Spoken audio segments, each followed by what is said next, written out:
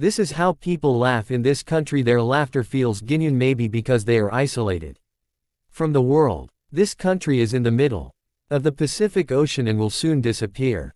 We will visit the entire country in 1 hour by car because the entire country is just a one-way road. Today we are in the most remote and strangest country in the world, at the farthest end of the earth. They have a different time zone than any other country in the world. They are the reason for this zigzag in the international date line because their time zone is +14. It's the first country where the sun rises. We've arrived in Kiribati. We're in LA with Shady. I'm taking a flight to Fiji. Today is the 18th, and I will arrive on the 20th. So one day will be lost. The reason is this line, do you see it? Goodbye. Welcome to LA, my man. See you again soon. Careful, you will lose a day. We're heading to Kiribati. We're going to take a 10 hours flight to Fiji because that is the only country you can go to Kiribati from. They're isolated islands. Look, we're crossing the international date line. However, we need to understand how I will lose a day. Let me explain further. The flight took 10 hours. I booked a flight from Los Angeles to Fiji on the 18th and arrived in Fiji on the 20th, which means that the 19th was lost on my way there because I crossed the international date line, which if you cross it from east to west, you add a day to the calendar of the country that is west of that line.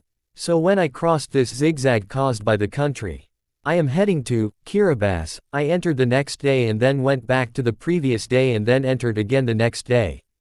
This is the international date line, an imaginary line running from the North and South poles through the Pacific Ocean. This line roughly matches the Greenwich Meridian in London on the other side. Every city or time zone on Earth can be timed relative to the Greenwich Meridian. The time is calculated in this way. For example, Riyadh is 3 hours ahead of London time, when it's 9 a.m. in London. It's 12 p.m. in Riyadh, and so on.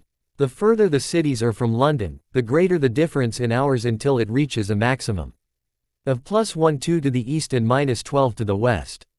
When you head east from London, the hours increase until you reach Japan, then New Zealand and then reach the last country, Kiribati, the first country where the sun rises. When you head west of London to the US, then the state of Hawaii, you will find that the time is 12 hours behind London, until you reach this curved line because these countries chose to be close to America's time while countries on this line want to be close to Australia and Japan's time because there is an entire day difference between these two lines, 24 hours. Although it was 10 a.m. here, but when I crossed from the east, I reached 10 a.m. the next day. Even when you look at Alaska and Russia, you'll see the line passing between them. These two islands, it's Friday on this island and Saturday on the other, although they are only a few kilometers apart. As for Samoa, the American Samoa Island decided to stay with American time while the other decided to stay with Australia. The time became different in the same country, although they're just 15 minutes away by plane. But the time is special in Kiribati. In 1995 they decided to push the line to the right because they didn't want part of the country to be a day ahead of the rest of the country, so the time on Christmas Island in Kiribati became +14. And thus Kiribati became the first country to welcome the new year.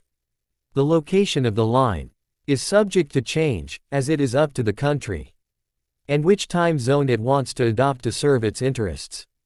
Look what is written here, Fiji.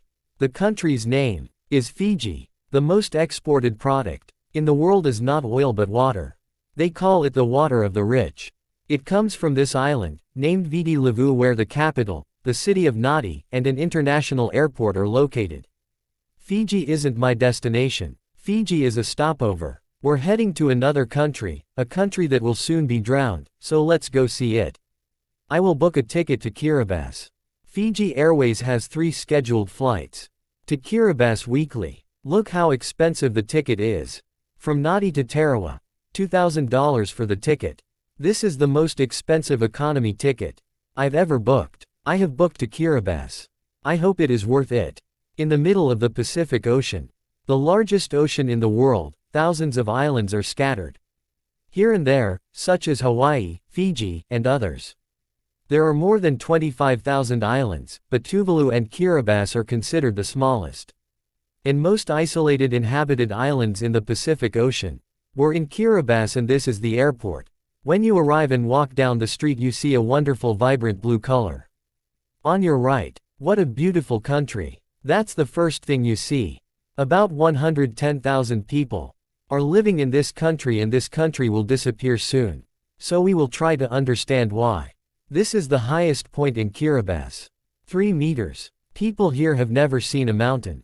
Their lowest elevation above sea level